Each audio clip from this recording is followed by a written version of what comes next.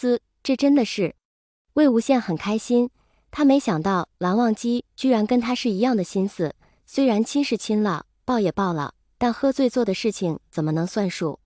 就像是那天蓝忘机以为他睡觉时亲了他的那一下，也是不能算数的。所有不能言明的爱，对他来说都是不够喜欢。但即便如此，魏无羡还是很开心。你他妈真是……蓝忘机一把捂住了他的嘴，不准骂人。我感动的要命，结果你跟我说这个。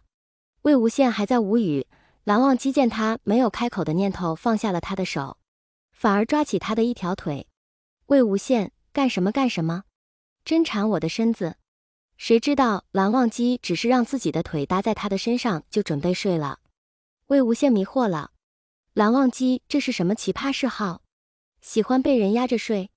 殊不知蓝忘机只是还原了新婚当晚魏无羡踹他下床之前的睡相。谁知道蓝忘机却没有了下一步的动作，这就睡了。魏无羡不死心的试探。蓝忘机想了想，好一会儿才把手放上魏无羡的腰，闭上了眼睛，睡吧。我没有魅力了？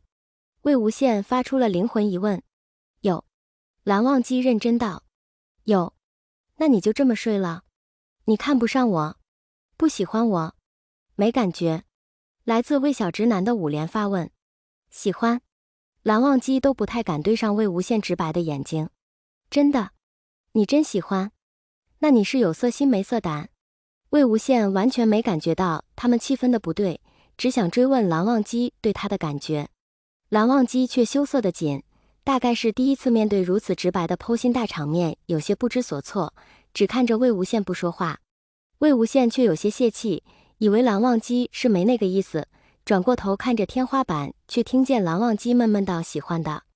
魏无羡一愣，随即反应过来，就是赶紧转过去确认真的。真的。蓝忘机却不说话了，看起来像是想躲到被子里去，又像是还等着魏无羡的喜欢。魏无羡兴奋地摇了摇他的肩膀，才道嘿嘿嘿，我也喜欢你。蓝忘机瞪大了眼睛，愣愣地看着魏无羡。魏无羡又拍了拍他的脸，哄着他睡觉。魏无羡像是有魔力，蓝忘机最终还是抵不住困意睡了过去。第二天先行醒来的蓝忘机就发现自己睡在魏无羡小小的吊床上，魏无羡还像只八爪鱼一样扒拉在自己身上。蓝忘机完全不知道什么情况，拿掉魏无羡的腿就想下床，谁知道魏无羡也醒了，重新把手脚缠在他的身上。蓝忘机挣扎无果，冷下声音道：起来。干嘛呀？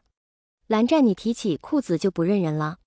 蓝忘机喝了酒的缘故，人不太舒服，听到魏无羡这句话，差点哽着一口气没上来，当下大声道：你胡说什么？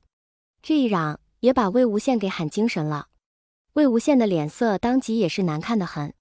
第二天先行醒来的蓝忘机就发现自己睡在魏无羡小小的吊床上，魏无羡还像只八爪鱼一样扒拉在自己身上。蓝忘机完全不知道什么情况，拿掉魏无羡的腿就想下床，谁知道魏无羡也醒了，重新把手脚缠在他的身上。蓝忘机挣扎无果，冷下声音道：起来。干嘛呀？蓝湛，你提起裤子就不认人了？蓝忘机喝了酒的缘故，人不太舒服，听到魏无羡这句话，差点哽着一口气没上来，当下大声道：你胡说什么？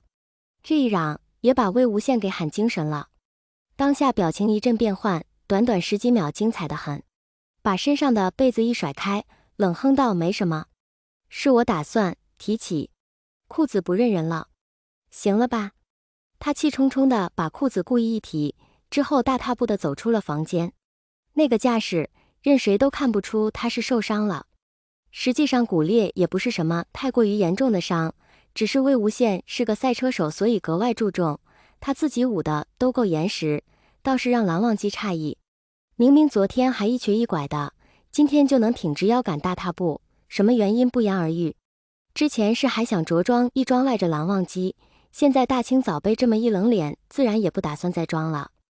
如果说没那种富家公子能为魏无羡削一个苹果已经不容易，那魏无羡何尝不是呢？